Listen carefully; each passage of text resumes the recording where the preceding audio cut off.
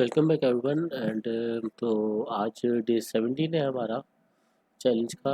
अब सिर्फ 13 डेज रहते हैं। आखिरी टॉपिक है जिसको हम डिस्कस करने वाले हैं वो है व्हाट इज टेक्निकल इंडिकेटर। अब सवाल पैदा होता है कि टेक्निकल इंडिकेटर है क्या। बहुत इंपॉर्टेंट टर्म है जो कि हम लोग नॉर्मली इस्तेमाल करते हैं ट्रेडिंग करते वक्त, वो है टेक्निकल इंडिकेटर। तो टेक्निकल इंडिकेटर क्या है? टेक्निकल इंडिकेटर एक ऐसा सिग्नल है या ऐसा एक पैटर्न है जो कि प्राइस, वॉल्यूम और डिफरेंट इंडिकेटर्स को मिलके बनता है। डिफरेंट पैटर्न्स को देख के बनता है, डिफरेंट कैंडल्स को देख के बनता है, जो कि हमें फ्यूचर प्रिडिक्ट करने की हेल्प करता है। अगर मैं सादा जबान में आपको समझाना चाहूँ तो हो रहा क्या होता है, जो प्रीवियस कैंडल जिस तरीके से बनी हुई होती है ना, उसको ये टेक्निकल इंडिकेटर इंटरप्रेट करते हैं। डिपेंड करता है वो इंडिकेटर किस टाइप का है, उस इंटरप्रिटेशन से हम लोग उस इंडिकेटर के थ्रू फ्यूचर को प्रिडिक्ट करते हैं। तो टेक्निकल इंडिकेटर, हर टेक्निकल इंडिकेटर डिफरेंट चीजें प्रिडिक्ट करने में हेल्प करता है। कोई चीजें पैटर्न जज करने में प्रिडिक्ट करता है, कोई रेंजेस प्रिडिक्ट करने में हेल्प करता है, कोई मूवमेंट प्रिडिक्ट करने में हेल्प करता है, कोई वॉल्यूम प्रिडिक्ट करने में हेल्प करता है। अब जरूरी नहीं कि एक इंडिकेटर बहुत है, हमारे पास बहुत सारे इंडिकेटर और भी होने चाहिए। 3 से 4 इंडिकेटर मिलके हमारे पास एक परफेक्ट डायरेक्शन बताते हैं या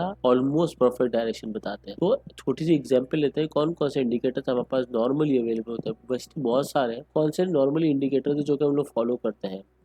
मूविंग एवरेज सही है। Let's say for example last 10 candles है, लास्ट 20 कैंडल्स है, उसकी एवरेज निकाल के बताता है कि मार्केट की मूवमेंट कैसे हो रही है। सही है। तो वो डिपेंड करता है कि आप कौन सी एवरेजिंग इस्तेमाल करते हैं। अब ये भी एक अलग सेपरेट चीज़ है क्योंकि इसकी परफेक्टली अपनी एक सेटिंग्स होती है जिसको हमें अडॉप्ट करना पड़ता है ट्रेडिंग व्यू के अंदर। उसके बाद ईएमए है, same thing, exponential moving averages. फिर स्टैटिस्टिक जो हमारे पास ऑसिलेटर आता है वो भी एक इंडिकेटर है। एमकेट बहुत इंपॉर्टेंट इंडिकेटर है जो कि हमें बाइंग और सेलिंग के अंदर हेल्प कर रहा होता है, ये मालूम करने के लिए कि बाय और सेलर का रुझान किस तरफ जा रहा है। बॉलिंजर बैंड्स जो नॉर्मली काम करता है वो रेंजेस के थ्रू काम करता है। रिलेटिव इंडेक्स इंडिकेटर भी हमें बताता है कि ओवर सेल और ओवरबॉट, यानी मार्केट किस फेज में खड़ी हुई है। क्या हमने बहुत ज्यादा बेच दिया है या मार्केट ने बहुत ज्यादा कॉइन को बेच चुका है? अगर बहुत ज्यादा बेच चुका है तो obviously it's good time to buy. अगर बहुत ज्यादा खरीद लिया, good time to sell. Fibonacci, Ichimoku, ये सब इंडिकेटर्स नॉर्मली इंडिकेट या कर रहे होते हैं, किसी न किसी पैटर्न को शो कर रहे होते हैं। सही है। इसमें वॉल्यूम नहीं गिवन है, वॉल्यूम एक इंडिकेटर है। तो हमारा जो मेन पर्पस क्या होता है? हमारा मेन पर्पस होता है कि हम इंडिकेटर्स के थ्रू, इन इंडिकेटर्स की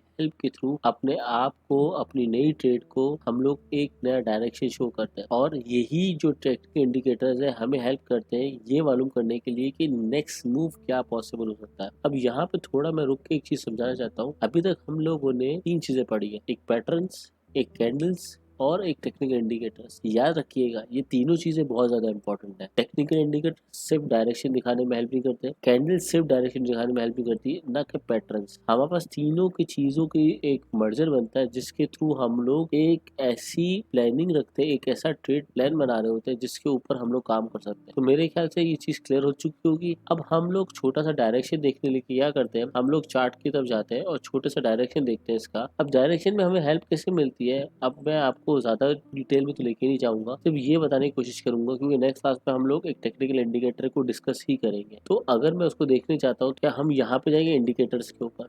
अब यहाँ पे जैसे बहुत सारे हैं तो आप अपने फेवरेट इंडिकेटर्स पे चले जाइएगा। जैसे मैंने लिखा भाई RSI, तो जैसे मैंने RSI पे क्लिक किया, तो यहाँ से मुझे थोड़े इंडिकेटर हटाने पड़ेंगे। वापस इंडिकेटर्स पे गया और मैंने यहाँ पे क्लिक किया RSI पे। जैसे मैंने RSI पे क्लिक किया, स्टॉक के RSI पे, मेरे पास ये आ गया। तो ये बताएगा कि मुझे कि मार्केट इस तरफ किस पोजीशन में खड़ी हुई है। अगर देखा जाए तो मार्केट इस वक्त ओवर सोल्ड पोजीशन के ऊपर है। सही है।